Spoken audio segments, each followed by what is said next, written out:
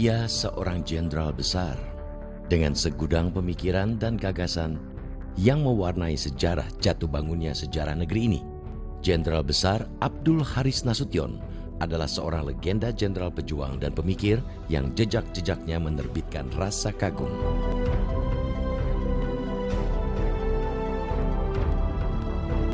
Nama besar Jenderal Besar Abdul Haris Nasution tercatat dalam sejarah Indonesia sebagai salah satu peletak dasar-dasar ketentaraan nasional. Ia juga dikenang sebagai salah seorang pelaku sejarah yang terlibat dalam banyak peristiwa penting.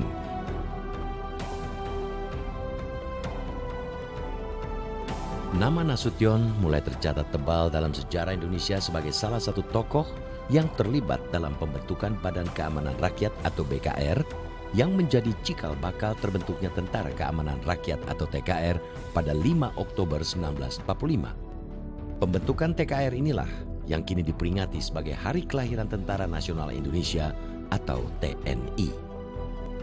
Pada Mei 1946, Nasution yang masih berpangkat kolonel diangkat Presiden Soekarno sebagai Panglima Regional Divisi Siliwangi di wilayah Jawa Barat. Pada masa ini, Nasution mengembangkan teori perang teritorial untuk menghadapi gerak maju tentara Belanda yang melancarkan agresi militer pertama ke wilayah Indonesia.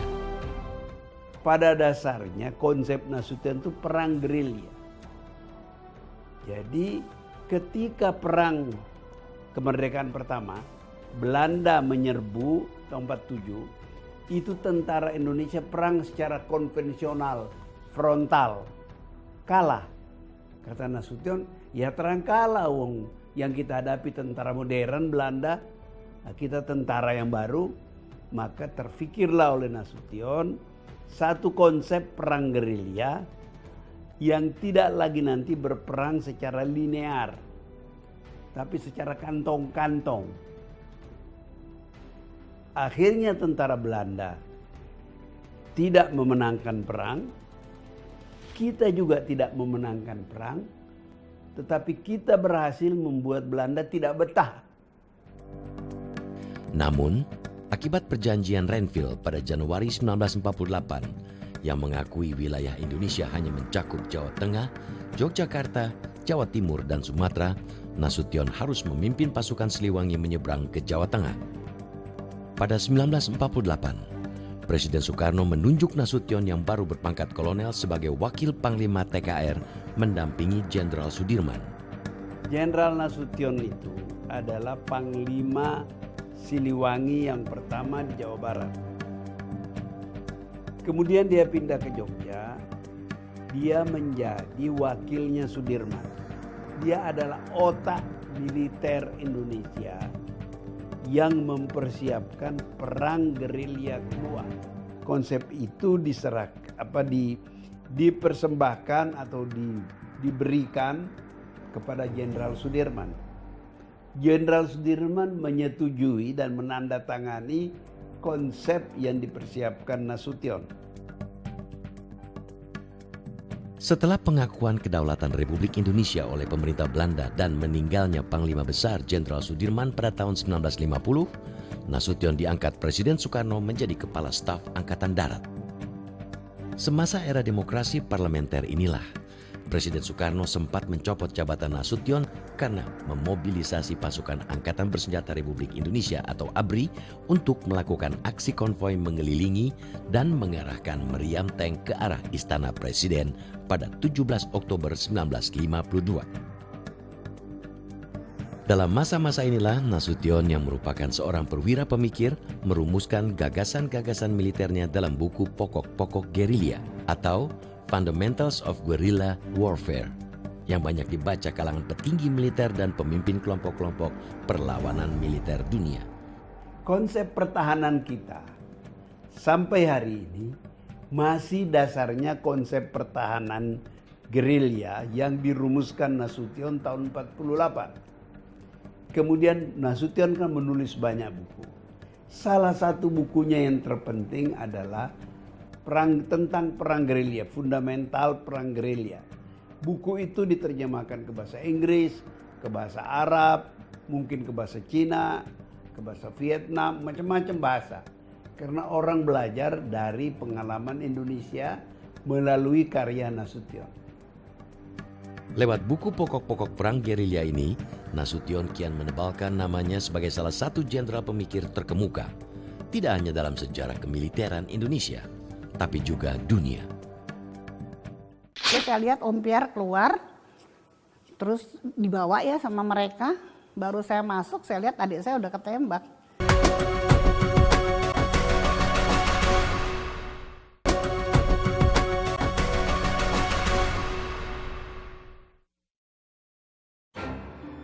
Semangat juang untuk kemerdekaan dan kecerdasan seorang pemikir yang dimiliki Abdul Haris Nasution telah tertanam sejak ia masih muda.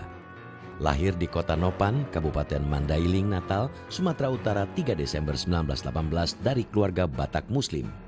Nasution muda sudah terpesona dengan gagasan-gagasan kemerdekaan Soekarno sejak ia menempuh studi di Bandung, Jawa Barat tahun 1935.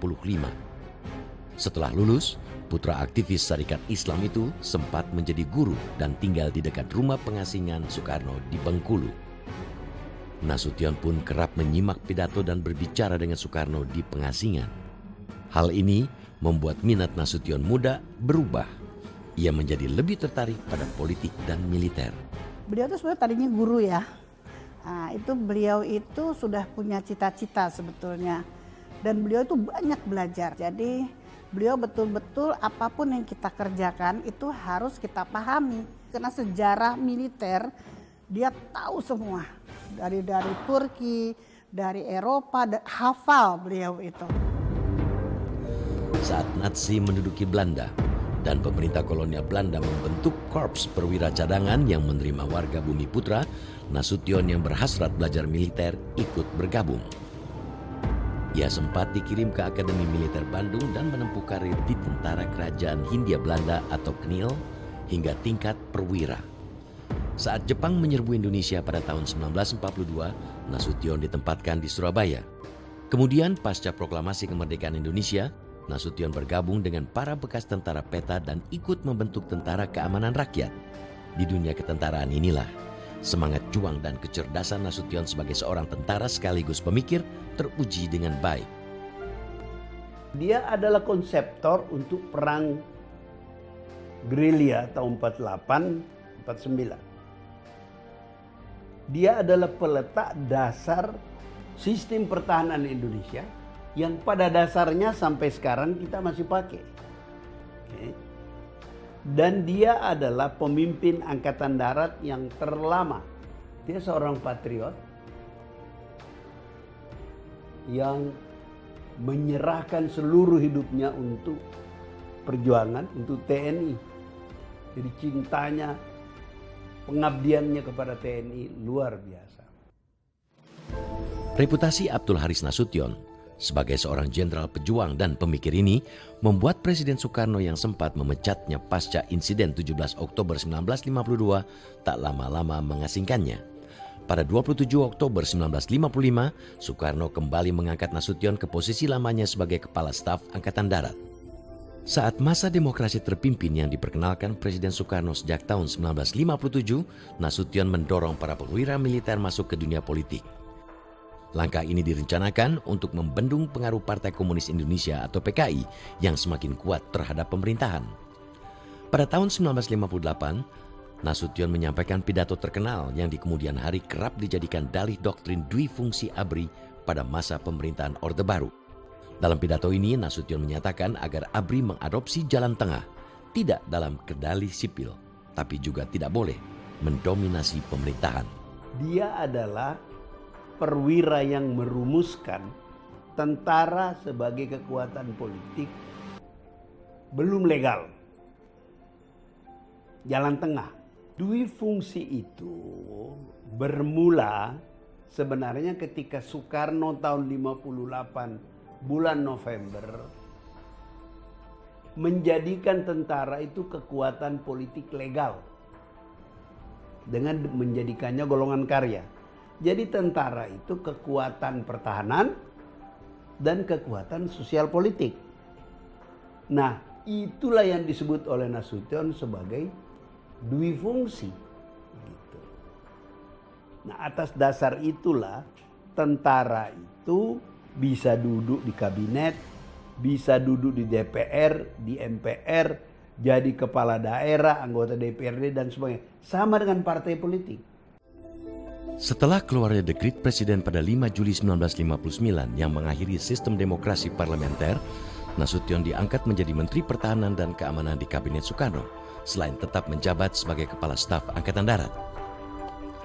Pada tahun 1962, Presiden Soekarno yang tidak suka dengan bantuan Amerika Serikat pada kelompok pemberontak PRRI mengadopsi sikap anti-Amerika dan menjadi lebih dekat dengan PKI daripada tentara. Hal ini memicu rivalitas antara ABRI dengan PKI kian meruncing. Dan Soekarno marah kepada para jenderal ini karena mereka menghalang-halangi Nasakom. Di tengah situasi tegang ini, pada dini hari tanggal 1 Oktober 1965, sebuah pasukan yang menyebut diri Gerakan 30 September mencoba menculik 7 perwira angkatan darat yang dikenal anti-komunis, termasuk Nasution. Dalam peristiwa ini, Nasution lolos dari penculikan dan berhasil menyelamatkan diri dengan memanjat tembok halaman rumahnya yang berbatasan dengan kantor kedutaan Irak.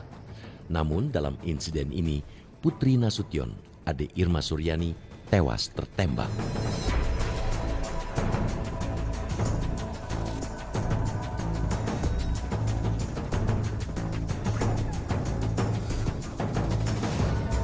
Saya sendiri lompat dari sini, dari jendela ini saya lompat, 3 kali saya jatuh, lari, terus saya bangun Om Piar, saya bilang itu AC-nya ayah meledak. Saya juga nggak tahu apa, karena sakit itu kan semua cepat begitu kan.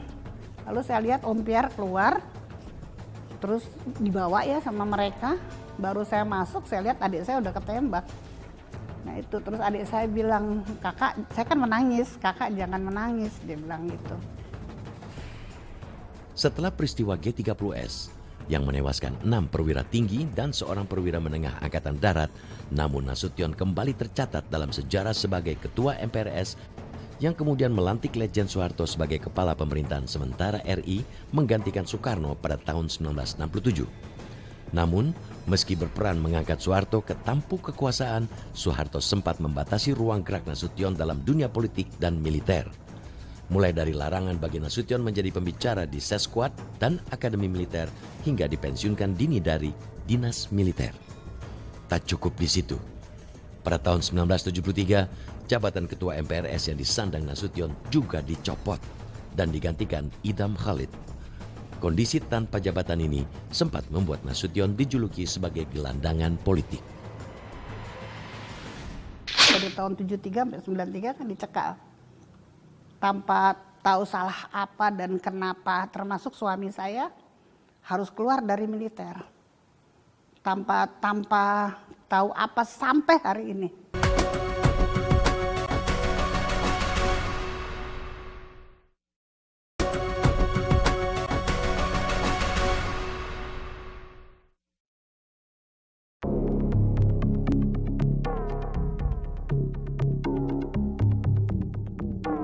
Setelah disingkirkan dari kancah politik, Jenderal Abdul Haris Nasution berkembang menjadi lawan politik Soeharto. Bersama mantan Wakil Presiden pertama Muhammad Hatta pada bulan Juli 1978, Nasution mendirikan Yayasan Lembaga Kesadaran Berkonstitusi atau YLKB yang mengkritisi pemerintahan Soeharto. Yayasan Lembaga Kesadaran Berkonstitusi itu dipelopori oleh Bung Hatta, oleh Jenderal Nasution, oleh Muhammad Natsir dari Masyumi, tokoh Masyumi, dan Sanusi Harjadinata dari tokoh PNI. Pada 27 Maret 1980, Soeharto sempat menanggapi kritikan ini dengan mengatakan bahwa anggota ABRI harus siap mempertahankan kursi mereka di DPR dan harus melindungi Pancasila dan Undang-Undang Dasar 45 dari kemungkinan amandemen. Namun Nasution tidak surut. Ia kemudian mempelopori pengumpulan sejumlah tokoh yang tidak puas dengan rezim Soeharto. Antara lain Ali Sadikin, Hugeng Imam Santoso, Muhammad Natsir, serta mantan Wakil Presiden Muhammad Hatta. Mereka menandatangani petisi yang berisi kritik terhadap pemerintah Orde Baru yang dikenal sebagai Petisi 50. Petisi 50 itu adalah cikal bakal gerakan awal untuk perubahan. Karena yang berani bersuara mengoreksi pemerintah pada waktu itu hanya petisi 50, yang lainnya pada tiarap semua. Ya, kalau sekarang sih bebas aja orang mengkritik semua. Waktu itu yang mengkritik, yang berani mengkritik tidak bisa langsung ditangkap. Dan saya satu-satunya orang yang pernah menuntut Pangkop Kamtid di pengadilan karena anak buahnya menyiksa saya sampai gegar otak. Tak lama setelah penandatanganan petisi ini, seperti tokoh-tokoh petisi 50 lainnya, Nasution juga mengalami berbagai hukuman politik, dari larangan melakukan perjalanan ke luar negeri, melakukan transaksi bisnis, hingga undangan menjadi pembicara atau menghadiri suatu acara. Dari tahun 73 sampai 93 kan dicekal. Tanpa tahu salah apa dan kenapa, termasuk suami saya harus keluar dari militer. Tanpa tahu apa sampai hari ini. Semua orang takut, jadi ayah selalu mengatakan bahwa keluarga kami seperti orang sakit kusta. Semua fasilitas dicabut. Air, semua fasilitas dicabut tahun 73. Kita nggak dapat fasilitas apa-apa. Macam-macam hak-hak sipil kami dicabut, yaitu misalnya tidak boleh pinjam uang di bank, tidak boleh bepergian ke luar negeri. Nah, Ugeng itu mau pergi haji aja tidak diizinkan.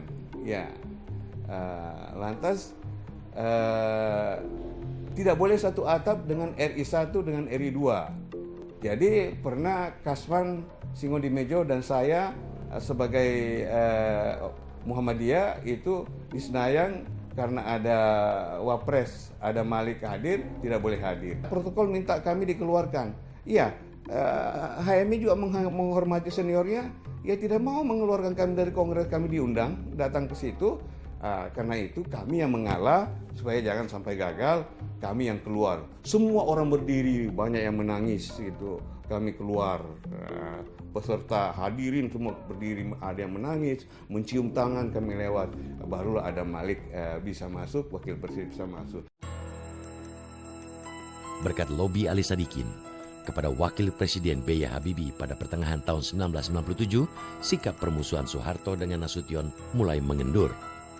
Dan pada 5 Oktober 1997, bertepatan dengan Hari ABRI, Nasution dianugerahi pangkat Jenderal Besar, gelar yang juga disematkan pada Soeharto pada saat yang sama.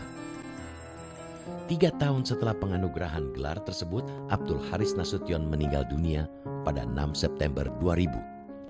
Sang Jenderal Besar itu pergi dengan meninggalkan jejak pemikiran dan perjuangan panjang yang ikut menjadi fondasi berdiri dan kukuhnya Republik Indonesia. Lewat idealisme, keberanian dan konsistensi yang terekam dalam perjalanan hidupnya, Sang Jenderal Besar juga membuktikan bahwa perjuangan adalah pelaksanaan kata-kata. Justru di sini kami semua saksi yang hidup. Kamu adalah telah berjuang sesuai dengan kewajiban kita semua menegakkan keadilan, kebenaran, kemerdekaan.